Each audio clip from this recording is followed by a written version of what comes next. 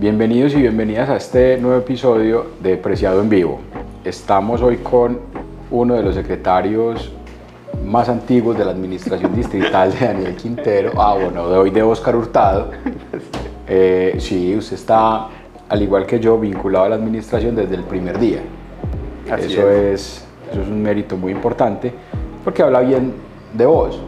Eso es chévere. Entonces, en esta oportunidad estamos con Álvaro Narváez. Vamos a conversar sobre cultura en Medellín. Eso es tan largo y tan ancho como se pueda imaginar. La idea, recuerden, es poder tener personajes de primer nivel y protagonistas de lo que ha sido el desarrollo de estos últimos años y además de lo que viene en el futuro. Vamos a estar conversando con él un rato. Álvaro, bienvenido. ¿Cómo te sientes estos 4 años cerrando ya? ¿Cómo ha sido este trasegar? No, Santiago, bien, muy bien, muy intensos. Yo creo que hemos pasado por los retos más grandes que cualquiera se hubiera imaginado, pero yo creo que los retos lo que hacen es generar innovación. Y yo creo que lo que hicimos desde la pandemia, los retos de también preguntarnos si las cosas debían hacerse igual a como se venían haciendo. Yo siempre dije, esto parece un tren que no frena nunca a preguntarse si se puede bajar uno aquí o en otro lado y pensar las cosas distintas. Y sobre todo yo creo que lograr un tema muy importante y es fisurar ciertos techos de cristal que hay en el sector cultural. Ahorita andamos ahí, hay que hacer una pregunta obligatoria y hay que hacer una claridad. Álvaro, respuestas cortas. Es que usted es el secretario que más habla de todo el gobierno. Entonces, no hay consejo de gobierno, reunión, comité, donde usted no, pues, te va bien con la palabra. Vos sos dramaturgo, ¿cierto? Yo estudié teatro, he escrito dramaturgia y soy especialista en artes. Listo, entonces vamos a economizar un poco las palabras. Y segundo, cuando estaba el famoso antecesor, ¿usted sí estaba viendo porno? No, eso fue un montaje. Mi percepción sobre el porno es además que lo odio. Ah, bueno, eso sí es importante. ¿Por qué? Porque me parece una explotación, no me parece arte. Hay un tema entre el porno y el erotismo muy distinto. Entonces vos sos, en términos de este debate tan famoso que hay hoy en día, abolicionista, ¿te parece? Sí, creo que hay esa explotación. Si una mujer que es trabajadora sexual se ganara en un oficio vario o en cualquier cosa, lo que se gana ahí no tendría y no estaría trabajando en eso. Totalmente de acuerdo, igual hay que darle mucho más desarrollo. Álvaro, para que todos entendamos, a ver, la cultura es algo que se siembra, es algo que se proyecta, es algo que puede transformar vidas, que transforma naciones, que constituye imaginarios.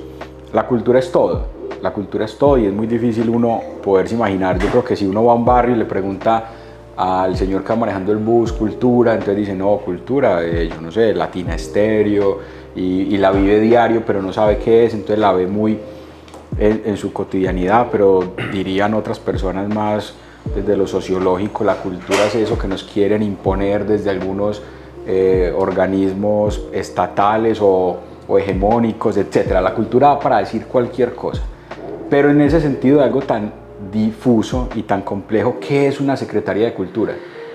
Bueno, la Secretaría de Cultura sin duda es quien tramita la posibilidad de fomentar, de estimular y de llevar el acceso de lo simbólico de las creaciones a una sociedad, de llenarla de emociones. Digamos que el ciudadano que pueda ver esto dice, ¿qué es la cultura? La libertad expresiva y las emociones que me genera lo simbólico que es el arte y que es la creación. Wow. No, bien, no, listo, ya no pregunto más de eso porque queda uno entre enredado, satisfecho y entendido. Entonces es una respuesta de artista para una secretaría como la de Cultura. ¿Y qué es lo que más te ha llenado en estos casi 4 años de ser secretario de Cultura? Que os diga, puta, aquí esto fue lo que me llenó el alma y la vida, ¿valió la pena? Yo creo que el desarrollo de las actividades culturales en los barrios y comunas de Medellín, que hubiera una ebullición y que los artistas de los barrios, de las comunas, que la gente de los barrios se pudiera conectar con la cultura y vivirlo mucho más y con más inclusión. ¿Y eso cómo fue? Porque entonces arrancamos con pandemia, entonces pasó pandemia, todos para la casa, yo me acuerdo que pasaban en algún momento estos carros con artistas, eso fue un reto porque me imagino que todo el gremio te diría, bueno, ¿y qué vamos a hacer? Pero además vos al interior de la Secretaría pensándote con, en ese momento creo que, no sé si estaba todavía Lina, bueno, ¿qué vamos a hacer? ¿Cómo va a fluir esto? Pero luego fue la apertura, entonces contanos esa transición, ¿qué pasó ahí? Es que precisamente lo que te digo, de haber llegado a cada barrio, a cada casa de la ciudad, nos lo propició un poco la pandemia, esos carros móviles donde nos inventamos la forma en que los artistas pudieran ir en esos escenarios móviles, pararse en una urbanización donde nunca había llegado la administración pública a llevarle arte a la gente, empezó a generar un agradecimiento. ¿Hubo artistas, digamos, musicales, qué es lo que uno, o qué más, qué tipo Hubo de narración oral, hubo circo, hubo poesía, hubo llamadas telefónicas a leerle a la gente libros, poemas? Eso no, pero a eso en su momento faltó que lo contáramos mejor, porque yo siempre vi artistas, inclusive creo que en un momento un helicóptero que andaba con alguien que trataron de hacer algo que creo que no, eso no funcionó. Salió bien, como diría el defensor del pueblo, salió mal. Lo que pasa es que a veces hacemos tantas cosas y en medio también de una pandemia que es como una guerra, entonces ¿qué enfocamos, qué vemos, qué mostramos? Las noticias siempre iban en cuántas camas UCI teníamos, y logramos mostrar lo más visible, que era los artistas rodando por las calles, porque era muy difícil mostrar al bibliotecario o al escritor llamando a alguien por teléfono. 70.000 llamadas hicimos para llevar la gente de la Biblioteca Pública Piloto, la gente de la Secretaría de todas las bibliotecas. Y eso mantuvo vivo el sector, a los sectores, porque además lo que la gente no entiende a veces es que la Secretaría de Cultura va desde un mimo, un clown, un silletero, o cualquiera. O sea, ¿cuántos públicos atiende la Secretaría de Cultura? Estamos divididos en más o menos 33 subsectores y son más o menos 40 actividades, digamos, directas de participación. Entonces eso mantuvo vivo a todos. 33 sectores. Sí. Audiovisuales. No sé. Y hay subsector audiovisual, entonces el de producción, el que es guionista, el que es... Y te toca lidiar con todos. Me imagino que si te pregunto cuál es el más complicado, vas a decir, no, todos son muy queridos, todos tienen... No, el sector... ¿Cuál es el más complicado? El sector teatral es el más exigente en la ciudad. ¿Vos venís de ese? Yo vengo de ese, es el que políticamente se ha posicionado más. Y hoy el sector audiovisual, no todo, una parte del sector, sobre todo el independiente, es el más difícil de dialogar para entender la política pública y las actividades con la administración. ¿Y cuál es el más, que vos digas, no, con esto todo es, en una reunión se planea un año y se va rodadito, nos vemos en un año y todo bien? Yo creo que los silleteros, a pesar de que son muy exigentes, son con los que más diálogo tenemos y se va organizando más todos los procesos. Pero sin duda también el sector de la danza. Yo creo que el sector de la danza, que no tiene ni siquiera un acuerdo municipal aún, es un sector que ha logrado cosas por el trabajo conjunto con la administración.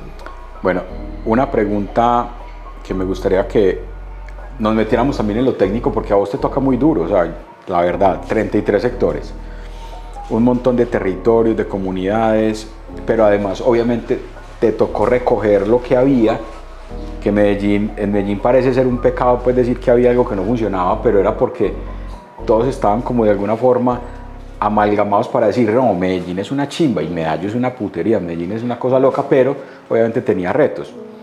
Hay algo que vos explicaste un día que no se me olvida jamás, y es cuando la Contraloría te dice, la Contraloría, para los que no saben, es como cuando el papá lo llama a regañar a uno que porque está manejando mal la tarjeta de crédito, son recursos. Y te dijeron que el tema de fomento de públicos, ¿cómo es que se llama este tema? Formación de públicos, debías cambiarlo, que estaba mal. ¿Qué pasó ahí? Estaba mal. porque en los decretos que a nosotros nos regulan y en la manera de contratar, la Secretaría de Cultura no puede comprar boletas, porque su objetivo y su misión no es comprar boletas para que la gente acceda. Y lo que se hacía aquí era básicamente comprar unos accesos para que la gente entrara. Entonces la Contraloría y los entes de control dicen, eso no se puede hacer así, hay que mirar una manera. Además el programa dice formación de públicos, y formar públicos no es solamente tú entrar ahí.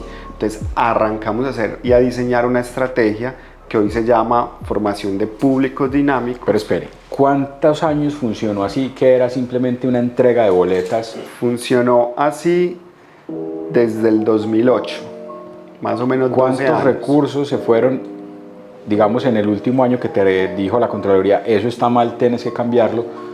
¿Cuántos recursos invertían en eso anualmente? Son 6.500 millones de pesos. Media Feria de Flores. Media Feria de Flores. Aproximadamente. Aproximadamente. Listo, entonces durante 12 años aproximadamente se invirtieron 6 por... No, eso es un montón, a mí no me da. Digamos que más o menos en el precio, en el establecido, unos 66.000 millones de pesos. Yo diría que un poquito más me da la suma a mí, pero bueno. 72.000, sí. Y entonces, a ver, se invertían esa cantidad de recursos, y en cuanto, porque también te escuché que era restringido, o sea, ¿cuántos establecimientos culturales debían ser beneficiarios, pero cuántos lo estaban siendo de verdad? Es decir, hoy en la ciudad nosotros tenemos registrados más o menos 40 salas de teatro que se han presentado en los programas, más 23 museos, son 63 entidades, digamos que básicas, tradicionales, que han estado ahí, pero ese recurso iba o va para 6 museos y 2 teatros. Iba. Aún. Ellos están ahí todavía, pero ahora es para... ¿Ahora cuántos están? Antes entonces iban 6 fijos, sí, que eran como los más cercanos a cierta tendencia y cierta ideología que había aquí, que entonces ellos eran los dueños de todo, y solamente cuando el recurso llegaba para ellos, ahí sí estaba bien ejecutado. Sí. Pero cuando se amplía, ya el secretario es malo. Hicimos un cambio y hoy también ellos reconocen que fue un buen cambio. No, y ellos están incluidos. Están incluidos. Listo, entonces se pasó de 6.000 millones en 6 entidades.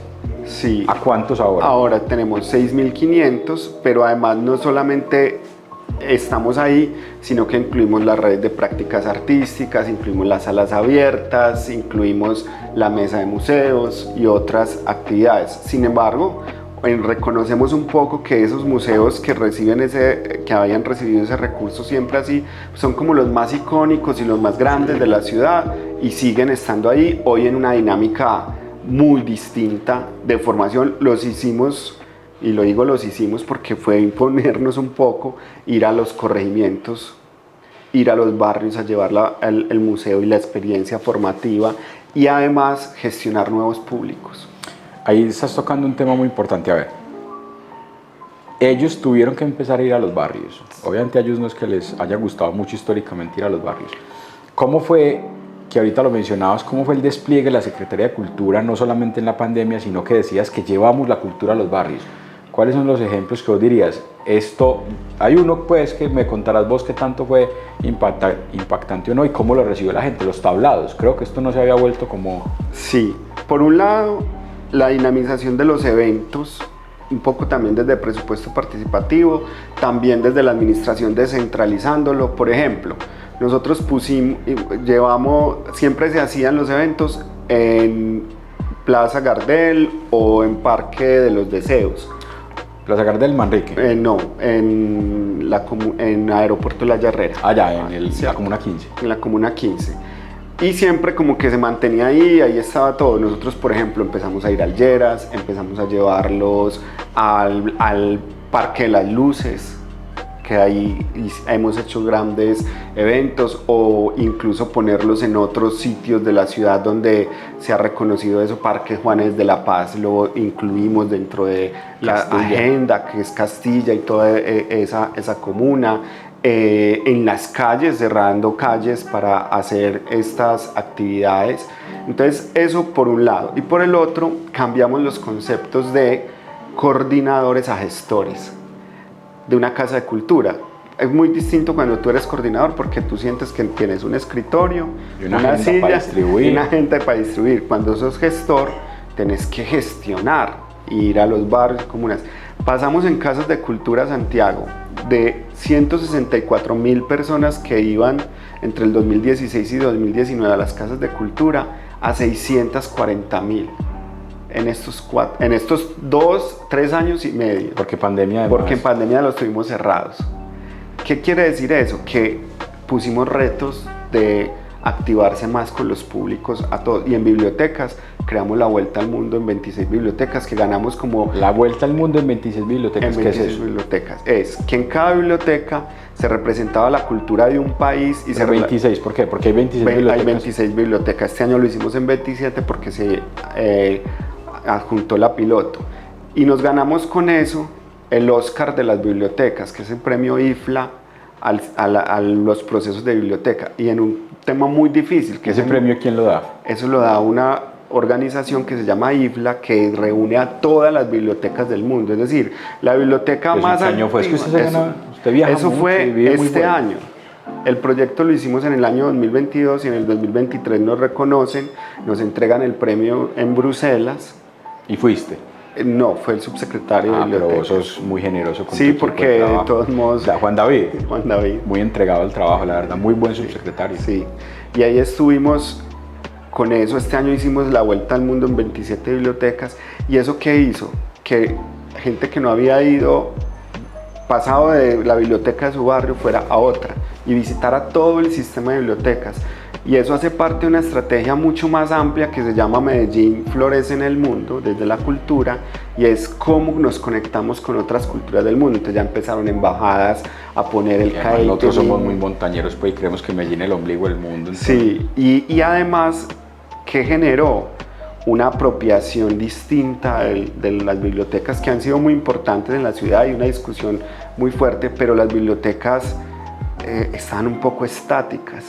La gente no se conectaba. Es que en lo público la inercia es muy negativa, sí. Porque entonces cuando vos querés mover algo para que tenga más vida y todo, es un reto adentro, afuera, pero según entonces entiendo, estás satisfecho, te sentís contento con ese cimbronazo. Es que lo que hemos hecho es llamar la atención y, como te decía ahora, romper también paradigmas. Había un paradigma que las bibliotecas eran como sagradas, hoy siguen siendo importantes, pero la gente incluso, hay gente de los barrios que empezó a ir a las bibliotecas por ese programa y vivía a una cuadra. Es que sagradas sí son, pero pueden llenarse de más vida, además si las bibliotecas en este mundo digital y de cuarta revolución industrial también no se adaptan a atraer de otras maneras a los públicos. Hoy con ChatGPT o con tantas herramientas que hay, vos tenés un universo y la biblioteca se va a quedar entonces como la de Alejandría, pues como un mausoleo, pero nosotros necesitamos es que las bibliotecas estén llenas de vida para que la gente las habite y tengan una razón de ser. Y sabes que hicimos una cosa que también a nosotros nos lo cierra un poquito los centros del Valle del Software, pero nosotros entregamos 3 Makerspace, que son espacios para experimentación con impresoras 3D, diseño, ahí se hacen talleres de robótica. Artistas. Para artistas y para la comunidad. Esa es la cuarta revolución industrial y el Valle del Software con cultura. Aquí estuvo Mauricio Valencia y nos contaba de un artista, creo que en Robledo, 12 de octubre, que estaba imprimiendo arte en un centro de Valle del Software. Y nosotros ahora hicimos la primera convocatoria de estímulos en inteligencia artificial regenerativa para artistas, para investigar. Es decir, le dijimos a colectivos de artistas... Eso suena muy volado. A ver, ¿inteligencia qué para qué? Artificial generativa para artistas. Es decir, cómo los artistas pueden empezar a hacer las preguntas a ChatGPT, a páginas y espacios de diseño y de imagen, y a construir conjuntamente proyectos, pero no lo hacemos como haga una obra con inteligencia artificial, sino venga, aprendamos a preguntarle y a hacer arte con inteligencia artificial. ¿Qué queremos? Si el resultado no es lo que quiero, cómo lo enfoco, y esos resultados los vamos a entregar en estos días. Vamos a hacer un magazine en Telemedellín de cómo la Secretaría de Cultura se inserta en el Valle del Software. Feria de Flores, la joya de la corona. La joya de la corona.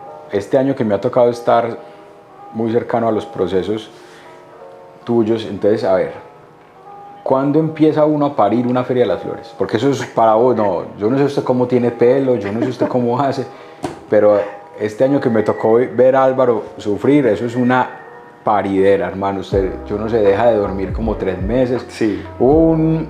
Los grupos de WhatsApp pues son una maravilla porque permiten dinamizar cualquier cosa. Y hubo un día que yo estaba, pues yo dije, no, normal, me levanto, tengo que ir al PMU 5 de la mañana. Marica, yo no dormí, porque era el día previo al desfile de silleteros y era el grupo como de seguridad. Y hasta la 1, 2 de la mañana uno ahí pegado, hermano, que no, que falta esto, que pasó aquello, que llame a la policía, que llame a espacio público, que haga esto. Y si eso yo que tuve como nada que ver con la feria, pero ese fue como el rol que me tocó ese día, hermano, ¿usted cómo hizo? Y así son todos los eventos. Pero me imagino que Feria de Flores es eso a la 1000. Feria de Flores es eso a la 1000 y además se empieza a preparar 15 días después de que se acaba la feria. Porque...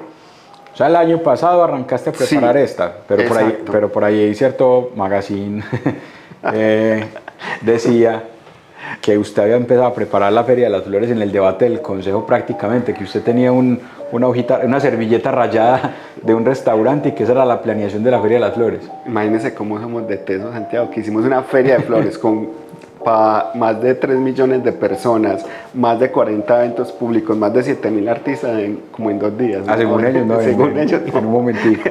Sí. Y los concejales pues también a veces, digamos como ellos mismos viviendo el debate, pues y ellos conocen el proceso. Entonces, se acaba la Feria de las Flores y a los 15 días empezás a planear la que viene. ¿Por qué? Sí, porque nosotros hacemos una reunión con la Corporación de Silleteros y los delegados para evaluar la Feria de Flores que se acabó de vivir. Y ahí se dice, nos gustó esto, no nos gustó esto, nos imaginamos que para el próximo año pase esto, entre otras cosas.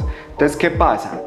Ya con ese primer insumo de lo que se vivió así en caliente, uno empieza a diseñar y a proyectar qué va a ser la Feria de Flores el otro año, partiendo del patrimonio inmaterial silletero, y arranca y empieza a evaluar cómo fue tal tablado, qué pasó con esta cosa, qué venía. De hecho, nosotros ya teníamos el plan de llegar a los barrios y volver a reactivar los tablados. Incluso desde el año 2021 ya habíamos venido hablando en eso con gobierno y con todos para ampliar y volver a llevar la feria a los barrios, porque cuando llegamos yo me encontraba gente ahí en el piso de abajo de Plaza de la Libertad. O sea, es que la Feria de las Flores está privatizada. Ah, pero sí, en el 19 fue la imagen esta histórica de las vallas pues, o los plásticos que tapaban la visual de la gente para que no pudieran ver a los silleteros. Pero no, pues ahí sí no dijeron casi nada. Donde lo hubiera hecho usted, hermano, de verdad, no, lo matan. Es que donde lo hagamos nosotros, el pecado de nosotros es no ser y no vivir en esa inercia que se vivía en la ciudad, sin decir que no se habían hecho cosas. Yo creo que el resultado de la cultura ha sido un cúmulo de participación de artistas, de políticas públicas que todos los gobiernos de alguna manera han conservado, pero personalmente yo siento que le faltaba el sabor. Pero además no solamente le faltaba, le estaban quitando el sabor, porque si estaban prohibiéndole a la gente ver, es que yo creo que eso ha sido un escándalo en cada ciudad. Barranquilla tuvo su momento donde que no, que la corporación a la que le entregaban el carnaval, Cali también lo tuvo, pero va a quedar muy difícil que la gente acepte en el futuro que vuelva una feria, digamos, privatizadora, porque la gente vivió esta feria masivamente. La vivió masivamente y no solamente eso, hubo la diversidad cultural de la ciudad, porque nosotros pues tenemos una figura del silletero que representa, digamos, un prototipo del fenotipo antioqueño, que es el campesino de Carriel, de Ruana, pero recuerda, Santi, que Medellín ya ha recibido migraciones de muchas culturas del país y eso es otra cosa que le pusimos a la feria. Creamos como 13 eventos nuevos en feria. Vamos a dejar por acá para que tengamos un segundo episodio donde vamos a hablar con nuestro amigo Álvaro de la Feria de las Flores. Además llegó visita y vamos a conversar entonces, pero recuerden, escríbanos en los comentarios qué quisieran que el secretario de Cultura Álvaro nos contara en el próximo episodio para que sigamos conversando de lo social. La cultura es social, a nosotros nos gusta que la gente, Álvaro, pueda seguirse empoderando de lo que tiene que ver con la ciudad, que siga pudiendo entender los procesos, que siga entendiendo cómo funciona cada arista importante, la economía, la cultura, el trabajo y un montón de variables. Entonces, agradecerles a todos por acompañarnos. En un próximo episodio, Álvaro, entonces seguiremos avanzando con esto. Gracias por haber venido. No, aquí estamos para seguir moviendo la cultura, que en el fondo es todo lo que soñamos en la ciudad. Gracias, hermano.